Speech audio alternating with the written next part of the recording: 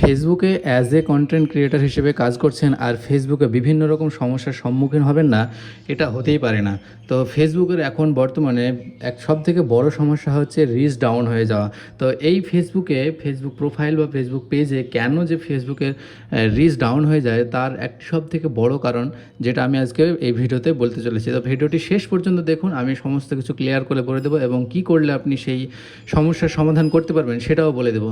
তো চলুন ভিডিওটি শুরু করা যাক। তো ভিডিওটি শুরু করার প্রথমেই তো আপনাকে করতে হবে কি, আপনার ফেসবুকটা যে কোনো একটা ব্রাউজারে ওপেন করে নিতে হবে। সেটা যদি আপনি অ্যাপস থেকে করেন তবুও হয়ে যাবে এবং ব্রাউজার থেকে করলে তবুও হয়ে যাবে। তো আমি এখানে ব্রাউজার থেকে করছি। তো ব্রাউজারে আমার ফেসবুক আমি ওপেন করে নিয়েছি। এখানে দেখতে পাচ্ছেন যে এটা আমার ফেসবুক প্রোফাইল। তো ফেসবুক প্রোফাইলটা লগ ইন করার পর আপনাকে প্রথমে হোম পেজে চলে আসতে হবে। হোম পেজে আসার পর এখানে দেখতে পাচ্ছেন প্রফেশনাল ড্যাশবোর্ড। আমি একটু জুম করে দেখিয়ে দিই।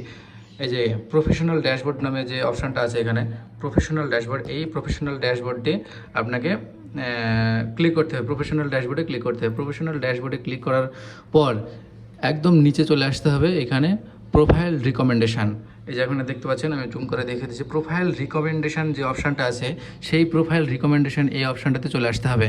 তো প্রোফাইল রিকমেন্ডেশান কী জিনিস সেই জিনিসটা আগে আমি বলে দিই। তো প্রোফাইল রিকমেন্ডেশান জিনিসটা হচ্ছে যে আপনি যদি ফেসবুকে বা পেজে বা প্রোফাইলে ভিডিও আপলোড করে থাকেন, সেই ভিডিওটি ফেসবুক আদৌ কি অন্য কারোর কাছে পাঠাচ্ছে না বা রেখে দিচ্ছে, তার একটি মানে প্রমাণস্বরূপ বলতে পারেন। যে ফেসবুক যদি আপনার ভিডিও যদি অন্য কারোর কাছে পাঠায়, তবে আপনার ফেসবুকে ভিউ আসবে, আর তাছাড়া আসবে না।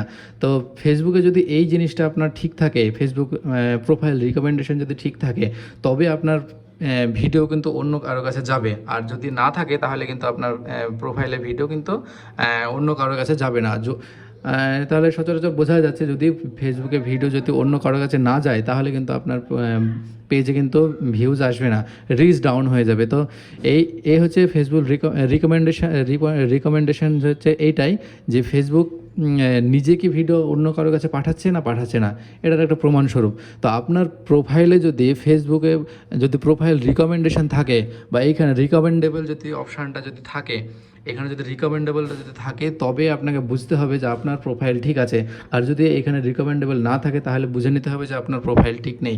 তো আপনাকে এই রিকমেন্ডেশন যদি না থাকে বা রিকমেন্ডেবল যদি না থাকে, তাহলে আপনাকে কি করতে হবে? তো ফেসবুকে যদি আপনার পেজ বা প্রোফাইল রিকমেন্ডেবল না থাকে বা রিকমেন্ডেশন যদি না থাকে, তাহলে আপনাকে করতে হবে কন্টিনিউ আপনার এই পেজে বা প্রোফাইলে কাজ করে যেতে হবে।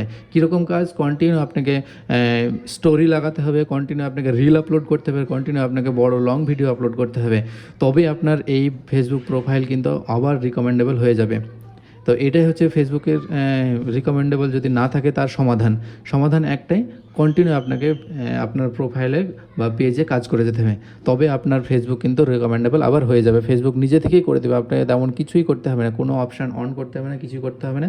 জাস্ট আপনাকে ফেসবুকে নতুনভাবে রিকমেন্ডেবল করতে হবে, রিকমেন্ডেবল না, নতুনভাবে কাজ করে যেতে হবে, কন্টিনিউ কাজ করে যেতে হবে। তাহলেই আপনার ফেসবুক পেজ কিন্তু ফেসবুক প্রোফাইল বা পেজ দুটোই রিকমেন্ডেবল আসবে।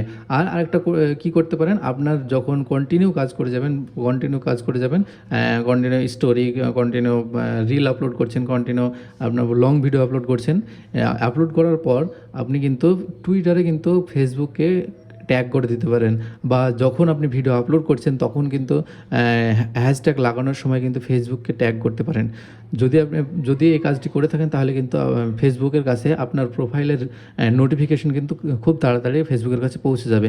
আর যখনই ফেসবুকের কাছে নোটিফিকেশান পৌঁছে যাবে তখন কিন্তু আপনার ফেসবুক আপনার প্রোফাইলটিকে ঠিক করে দিতে খুব তাড়াতাড়ি হয়ে যাবে, ঠিক করে দেবে।